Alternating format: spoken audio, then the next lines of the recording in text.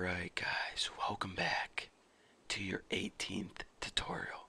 Shh, shh, close your eyes. Everyone close your eyes and imagine that you're making a computer program. And imagine that you're making a computer program where the user has to enter a name of a girl, like Taylor or Natalie or Ashley or Rebecca. And depending on what name they enter, it gives them a custom response, like, ooh, you love Natalie, or Ashley likes you too, or something like that. So let's go ahead and try to make this. Well, the first thing we need is a variable named, we'll just name it girl, and we'll set it equal to, set it Natalie, since Natalie Portman is my dream girl. And now, in order to make this program, you might be thinking this. With the tools we have so far, we'll just go ahead and write if girl is equal to Natalie, and then we can go ahead and do our thing, and then later we can write if girl is equal to Emily, if girl is equal to Hannah, if girl is equal to Reese, and we can go ahead and list all the girls that they could enter and do it that way. But a lot of if statements get kind of messy, so there's an easier way to make kind of this same program type. Instead of using a bunch of if statements, you can use something called a switch statement. A switch statement takes one variable, which is the girl in this case, and it tests them for all the possible scenarios. And it's basically the same as writing a bunch of if statements, but it's just a much more organized way.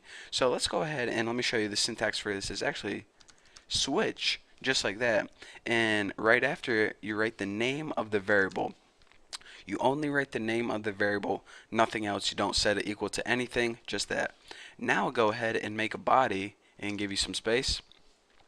And now for each case scenario, we're going to call it a case.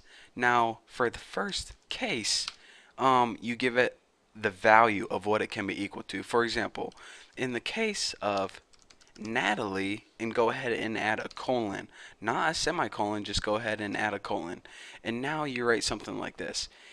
If girl is equal to Natalie, then go ahead and write whatever you want to do.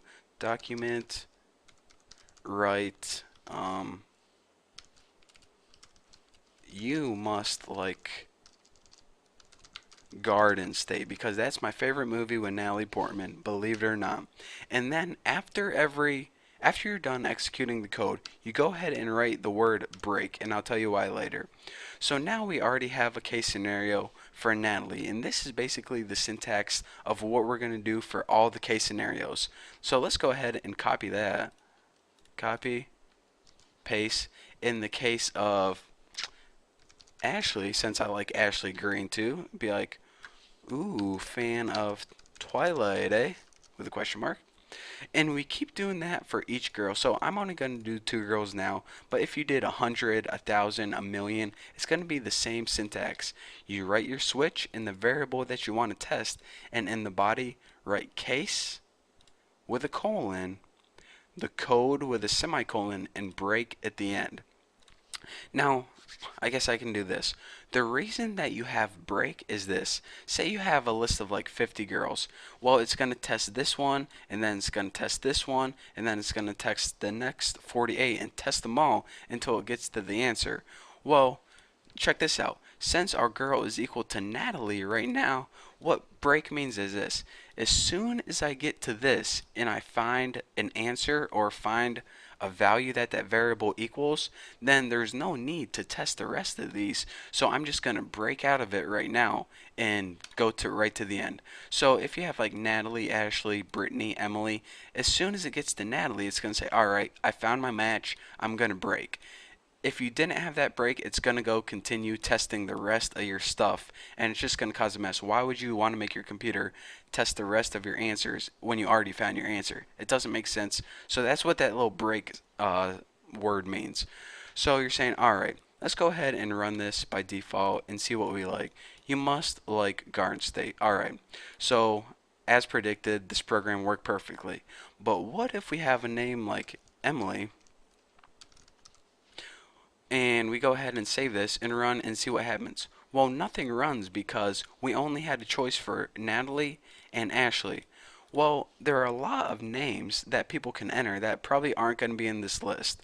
And probably, names that are one of a kind no one ever heard of. So if you want to give your switch a default statement that says, all right, I'm going to first go through my list of all my options. And if I can't find a match, then I'm just going to give you a default answer. So in order to give a default answer, here's what you do. default, and notice that we don't write anything in here because there is no like answer or value for default. It's the default. It's basically if you got to this and it didn't work and this it didn't work, then I'm gonna go here to default. So if all of your pretty much your cases don't match, then this is what you get. So by default, just go ahead and write something like yeah, I'm definitely copying this. Default, write something like this is the default. So check it out. And another thing, you don't need a break at the end of your default since it's the last choice. So remember I said a break is pretty much to save you time saying, all right, once you found your answer, then just break out of it and go continue with the next thing. Don't go through all the rest of the cases. Well, you can add a break at the end of default, but it would be worthless since if you get to the default, you're already at the end and you already ran out of all your cases. So what's the break out of? It's not skipping over anything, and it's not going to help you any to break out of it now. You're already at the end. So anyways, that's why you don't need one. So let's go ahead and test this variable Emily right now. We have the variable Emily. So what's going to happen is this. JavaScript's going to say, all right, does Emily equal Natalie? Nope. Does Emily equal Ashley? Nope. So I guess I'm just going to give you the default. This is your default statement. So go ahead and save this. And as you can see, this is default.